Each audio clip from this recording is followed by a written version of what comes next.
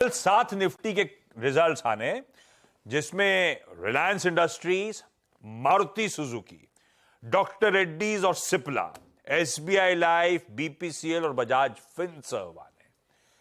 पहले चलें, दोनों को दिखाइए, पहले चलते हैं दीपाली के पास और जानते हैं मारुति क्या एक्सपेक्ट करें इन नंबर्स से। दीपाली जो फेस्टिव बाइंग सबने बहुत डीलर्स ने भर रखा था माल, वो अभी आना है या सब्सिक्वेंट क्वार्टर्स में? अभी कैसा आएगा? सितंबर क्वार्टर की बात कर रहे हैं, अभी तो बहुत दूर है। मैं सॉरी मंथली में चला गया था। फिर भी जो नंबर्स है कैसे एक्सपेक्टेड है दीपाली? बिल्कुल मंथली सेल्स नंबर्स में ये फेस्टिव बाइंग रिफ्लेक्ट होगी, लेकिन आशीष, अगर आप प्रीवियस 3 मंथ्स यानी इस क्वार्टर की परफॉर्मेंस देखेंगे वॉल्यूम्स के हिसाब से, तो हमने हर महीने ग्रोथ आते हुए देखी है और यही कारण है कि मारुति के जो नंबर्स हैं इस क्वार्टर में वो काफी अच्छे रहेंगे। पहले वॉल्यूम से मैं इनफैक्ट शुरुआत अगर करूं तो सीक्वेंशियल बेसिस पे क्वार्टर 2 में जो वॉल्यूम्स है वो 7% बढ़े हैं और वाई बेसिस पे कंपेयर करेंगे तो 11% की ग्रोथ दिखाई दी है, जिसकी वजह से आपको जो फिगर्स है, फिर चाहे वो प्रॉफिटेबिलिटी हो, मार्जिन हो या रेवेन्यू की हो, वहां पर ग्रोथ दिखाई देगी। और इनफैक्ट अगर आप इनके सेगमेंट्स भी देखेंगे तो इनके जो की सेगमेंट है, जो एमपीवी सेगमेंट है, वो काफी अच्छा परफॉर्म कर रहा है, जो कंसिस्टेंटली ग्रोथ ड्राइवर रहा है, जिसमें अर्टिगा, एक्सेल 6 आती है। इन गाड़ियों पर पुराने मॉडल्स होने के बावजूद भी 6-6 महीने, 8-8 महीने की वेटिंग है। एसयूवी पोर्टफोलियो ने काफी कंट्रीब्यूट किया है इस क्वार्टर में ओवरऑल ग्रोथ में, क्योंकि एसयूवी पोर्टफोलियो में कंपनी की ओर से एडिशंस भी रही हैं, जिम्नी और फ्रॉन्क्स, जिनको काफी अच्छा मार्केट रिस्पॉन्स मिला है।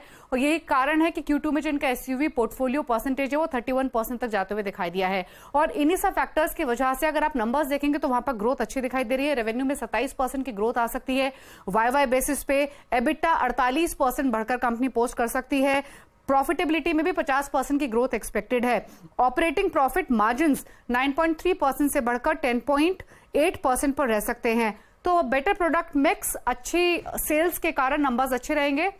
और इनफैक्ट फेस्टिव सेल्स को लेकर जो कमेंट्री आएगी वो बहुत इंपॉर्टेंट रहेगी, क्योंकि प्रीवियस इंटरव्यूज में भी मारुति की मैनेजमेंट ने ये कंसिस्टेंटली मेंटेन किया है कि इस बार वो नया माइलस्टोन अचीव करेंगे फेस्टिव सेल्स में। तो एक्सपेक्टेशंस आगे के लिए भी काफी अच्छी है और नंबर्स भी अच्छे एक्सपेक्टेड हैं। ओके, मारुति सुजुकी, ये है कल के नंबर्स से एक्सपेक्टेशन। क्विकली एक एक करके चार्ट्स भी ले चलते। सावंत साहब, मारुति सुजुकी चार्ट्स पे कैसा? आशीष जी, मारुति मुझे चार्ट्स में काफी वीकनेस नजर आ रहा है। अगर मैं चार्ट के बेसिस पे देखूं तो सबसे अहम चीज ये है कि इसने 20 दिनों के एवरेज को ब्रेक करके अभी डे लो पे ट्रेड कर रहा है। इनफैक्ट आज ही F&O एक्सप्रेस में मैंने इसमें एक पुट की ट्रेड दी थी, तो मेरा इस पे व्यू बेयरिश है। बट इसके लिए अगर सपोर्ट की बात करें तो इसका अहम सपोर्ट जो होगा वो होगा 10,400। अगर ये लेवल ब्रेक हो जाए तो शायद हम 10,300, 10,250 तक जा सकते हैं। तो क्लोजिंग बेसिस 10,400 इंटैक्ट रहना बहुत जरूरी है। हाँ, ये है मारुति की कहानी। इस समय तो पेन में है भाई। खैर मूड बिगड़ा हुआ है, निफ्टी तो थोड़ा इंप्रूव हुआ उससे 1.5%